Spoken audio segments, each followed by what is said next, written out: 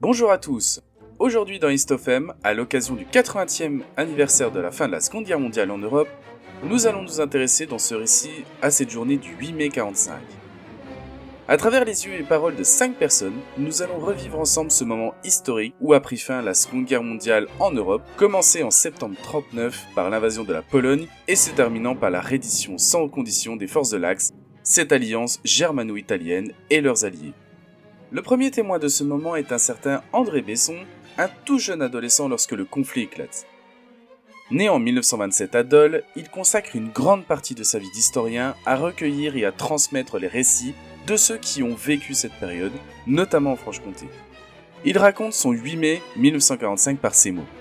On pressentait qu'on allait avoir une nouvelle importante. Le matin du 8 mai, la radio annonce qu'Hitler est mort et que l'armée allemande est en pleine déroute. On n'y croyait pas tellement les mensonges ont circulé. Les gens sont immédiatement sortis pour faire la fête dans les rues. Les gens s'embrassaient après 5 années d'horreur. J'ai 2 souvenirs. Celui de ma mère qui nous a pris dans les bras en nous disant « Vous n'avez plus rien à craindre d'être arrêté ou d'être torturé ». L'autre souvenir, c'est le soir. La lumière des réverbères a été allumée. On ne voyait plus clair pendant toute la guerre et la lumière est enfin apparue. À travers ces mots et ces déclarations, la description d'une atmosphère de soulagement mêlée de douleur est ce qui est le plus marquant. Décrivant les rues de Dole envahies par une foule en liesse, mais aussi le souvenir des amis et voisins disparus pendant la guerre. Notre second témoin de ce moment est Jeannette van der Schutten, une résistante communiste née en 1918 à Bobigny, dans un milieu populaire ouvrier. Son militantisme précoce dans la jeunesse ouvrière chrétienne l'a conduit à l'adhésion au PCF, le Parti communiste français. Suite à la défaite française de 1940, elle décide de continuer la lutte clandestinement au sein de la résistance avec son mari.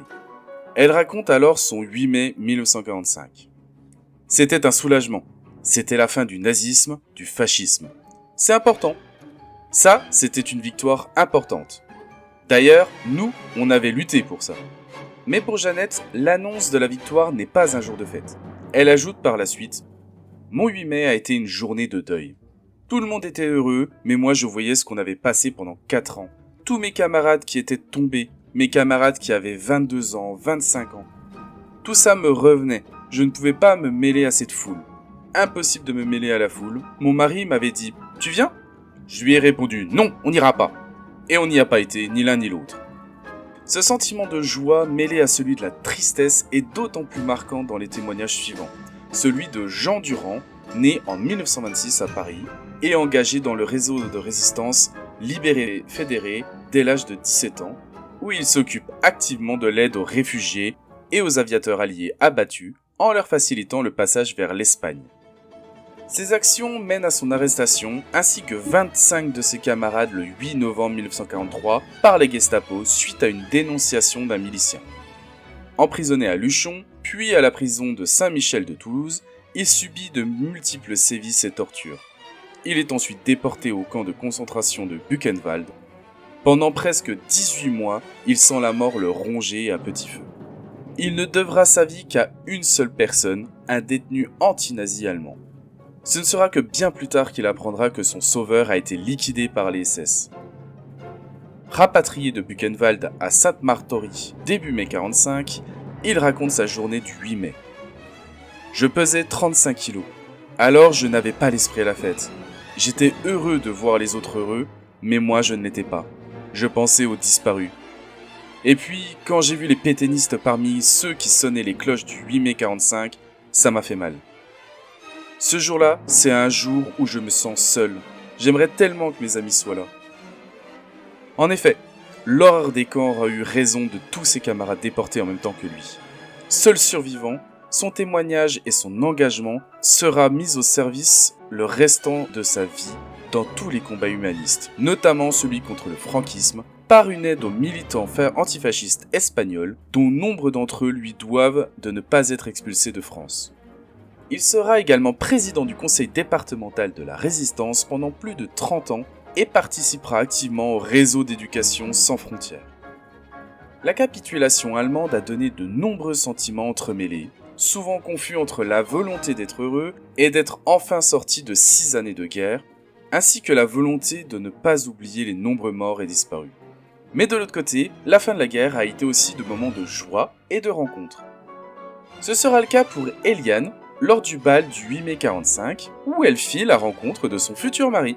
Elle raconte ainsi: toute la semaine, on disait « Les boches s'en vont, ça va être enfin fini tout ça. Alors, où est-ce qu'on va danser ?» Parce qu'on danse beaucoup en Maine-et-Loire. C'était un mardi, le 8 mai. Alors on avait fait un pari d'aller au même endroit avec mes amis. Et puis tout ça s'est réalisé. On s'est retrouvés, on a dansé toute la nuit, et ce jour-là, je connaissais un peu un jeune homme, il dansait comme un papillon. Alors je le repérais pour qu'il me fasse danser. Il m'a alors embrassé sur le front. Or, en ce temps-là, les garçons n'avaient absolument pas le droit d'embrasser les filles. Il fallait que personne ne nous voie.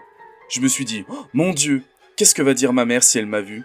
Mais enfin bon, personne nous avait vus. Pendant toute la semaine, on a alors dansé. Et c'est ainsi que 50 ans après, elle était toujours avec ce fameux jeune homme qui dansait comme un papillon.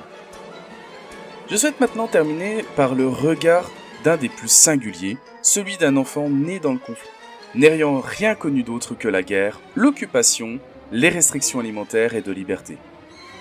Ce témoignage, c'est celui de Bernard Lemaire, qui est né au début du conflit, le 16 juin 1940, à Amiens, et qui a grandi durant la guerre dans la ville de Tours, où sa mère s'est réfugiée, tandis que son père fut prisonnier et envoyé en Allemagne.